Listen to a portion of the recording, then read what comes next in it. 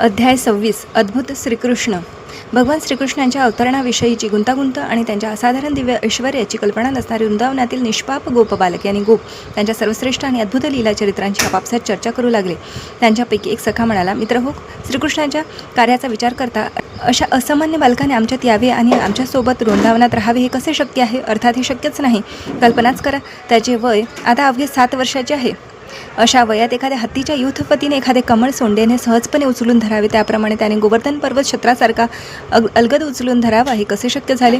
हत्तीसाठी कमळ पुष्प उचलून धरणे म्हणजे क्षुल्लक गोष्ट आहे. त्याप्रमाणे श्रीकृष्णाने सहजच गोवर्धन पर्वत उचलून धरला. तो अगदी लहान शिशु होता आणि नेत्रांनी चांगला पाहूही शकत नव्हता. तेव्हा त्याने पुतनेला ठार केले. तिचे स्तनपान करताना त्याने तिचे प्राण ओढून घेतल्याने शाश्वत काळ ज्याप्रमाणे कालप्रवाहात जीवावर आक्रमण करतो त्याप्रमाणे तिला ठार मारले. त्याचे वय केवळ 3 महिन्याचे असताना त्याला छकड्याखाली झोपविले होते. त्याला भूक लागली आणि मातेने दूध पाजावे म्हणून तो हातपाय हलवीत रडू लागला. तोच काय चमत्कार! त्याच्या सानुल्या चरणांच्या लाथेने तो छकडा उलटून पडला आणि त्याचे तुकडे तुकडे झाले.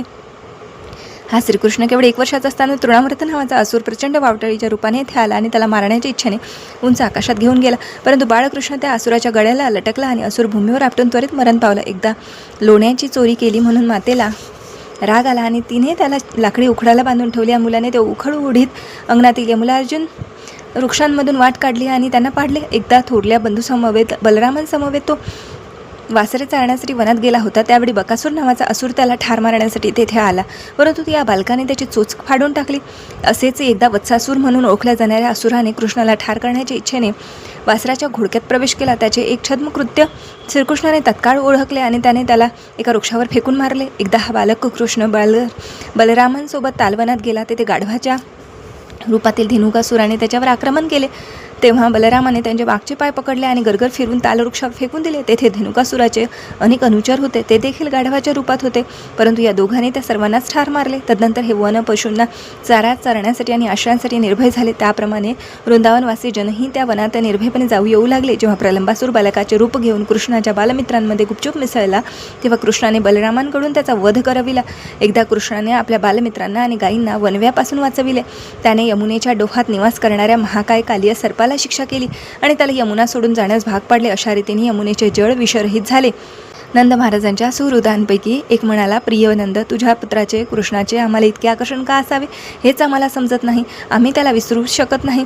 आमच्या अंतःकरणात त्याच्याविषयी अशा स्वाभाविक स्नेह का आहे? अहो, हे अद्भुत आश्चर्य तर पहा. एकीकडे केवळ 7 वर्ष बालकाचे वय आहे आणि दुसरीकडे गोवर्धनासारखा प्रचंड पर्वत आणि त्याने तो सहज उचला. हे नंद, आम्हाला आता शंका निर्माण झाली आहे. तुझा हा पुत्र कृष्ण निश्चितच स्वर्गीय देव असला पाहिजे. तो एक सामान्य मुलगा असणे मुळी शक्य नाही. तो कदाचित साक्षात पूर्ण पुरुषोत्तम देखील असू शकेल.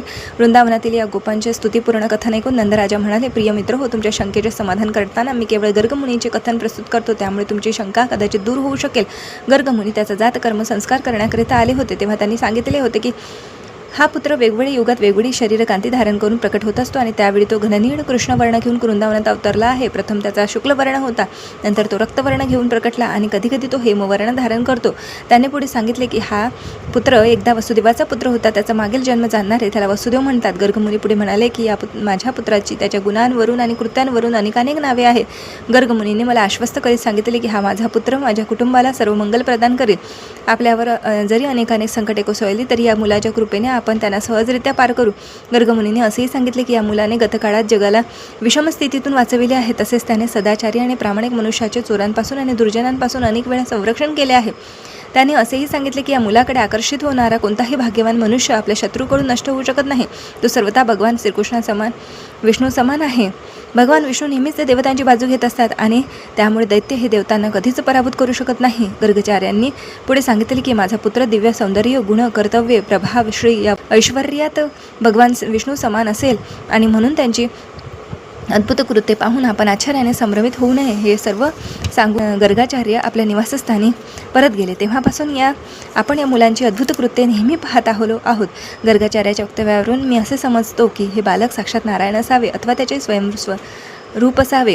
गर्गाचार्यांनी वर्तविलेले श्रीकृष्णाविषयीचे भविष्य नंद महाराजांकडून लक्षपूर्वक ऐकल्यानंतर सर्व गोपजनांना श्रीकृष्णांच्या अद्भुत कृत्याचे रहस्य अधिक चांगले समजले आणि त्यांना अतिशय आनंद झाला. नंद महाराजांकडे पृच्छा केल्याने गोपजनांची शंका समाधान झाले होते आणि म्हणून ते त्यांचे अभिनंदन करू लागले. ते म्हणाले, सौंदर्य संपन्न कृपाळू कृष्ण आमचे रक्षण करा. प्रक्षुब्ध झालेल्या इंद्राने वृंदावनावर प्रचंड मेघ पाठवून आणि वादळे उठवून हिमवृष्टीसहित जलप्रलय माजविला. तथापि कृष्णाने कृपा करून एखाद लहान मुले भुईछत्र उचलते त्याप्रमाणे गोवर्धन पर्वताला छत्रासारखे उचलून आमची कुटुंबे, गोधन, संपत्ती यासह आमचे रक्षण केले आहे.